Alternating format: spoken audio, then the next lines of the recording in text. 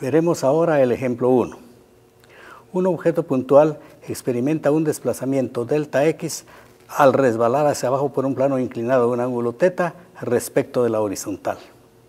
Calcule el trabajo hecho A por la fuerza neta y B por el peso, que es una fuerza conservativa.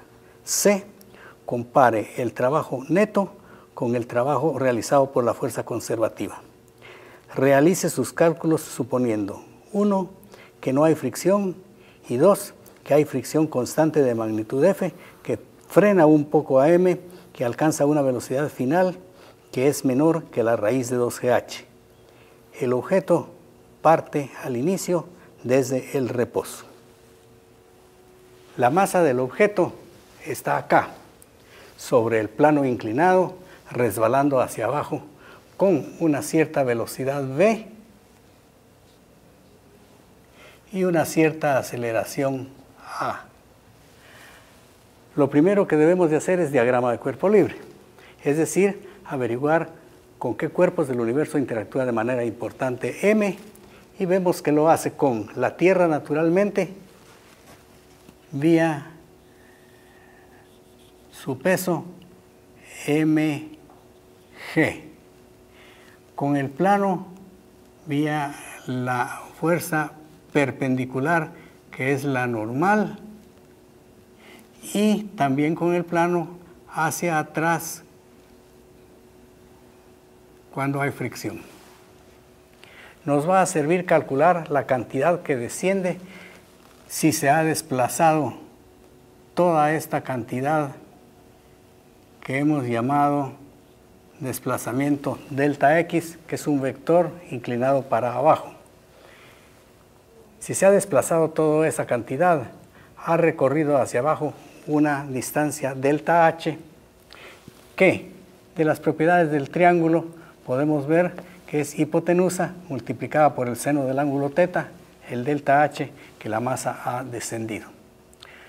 Lo primero que hacemos con nuestro diagrama de cuerpo libre es utilizar las fuerzas y de preferencia emplearlas paralelas y perpendiculares al eje X, es decir, que la normal va a estar aquí,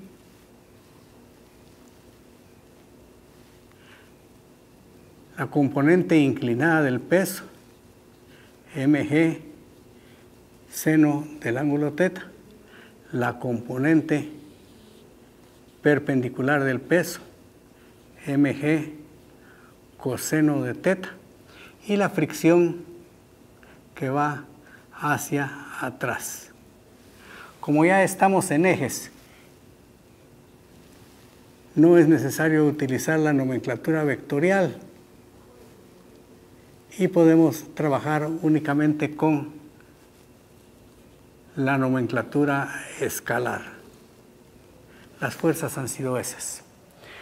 El objetivo se trata de comparar de alguna manera cuánto vale el trabajo hecho por la fuerza neta o trabajo neto y cuánto vale el trabajo hecho por la fuerza conservativa, que naturalmente es el peso. Para ello hacemos uso de la segunda ley de Newton, pero primero vamos a analizar las condiciones sin fricción.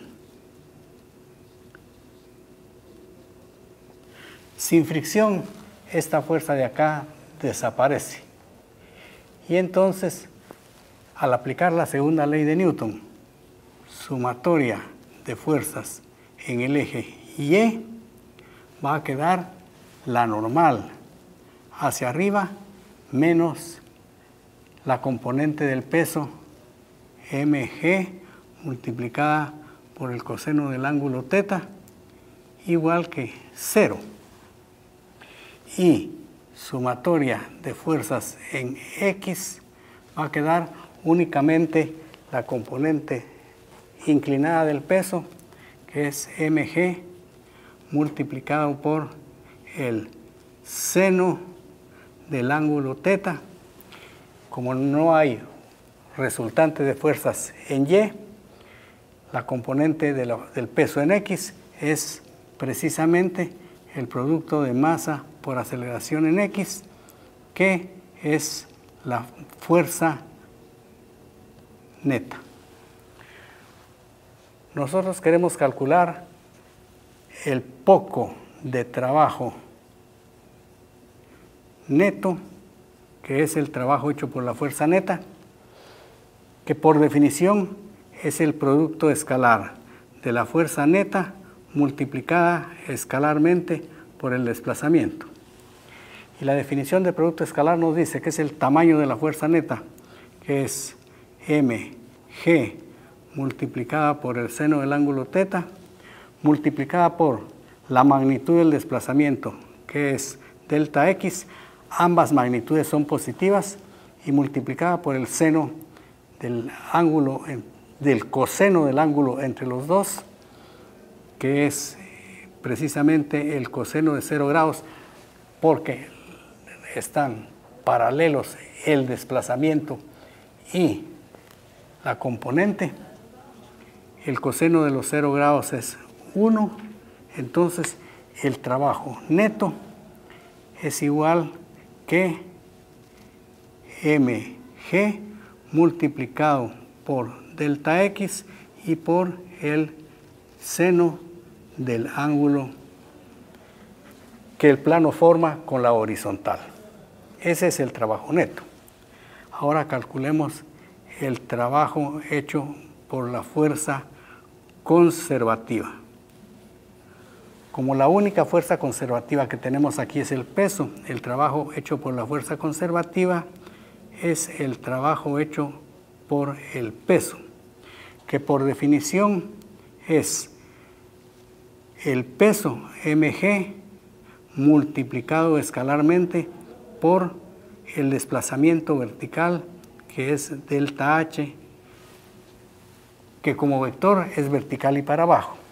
La magnitud de mg es precisamente mg positiva, y la magnitud de delta h es la que aparece acá y habíamos calculado, delta x multiplicado por el seno del ángulo θ, y ese es el trabajo hecho por la fuerza conservativa. Si analizamos los dos resultados que obtuvimos hace un momento, nos queda que cuando no hay fricción, el poco de trabajo neto es igual que el poco de trabajo hecho por la fuerza conservativa. Ahora nos faltaría averiguar qué es lo que pasa cuando hay fricción.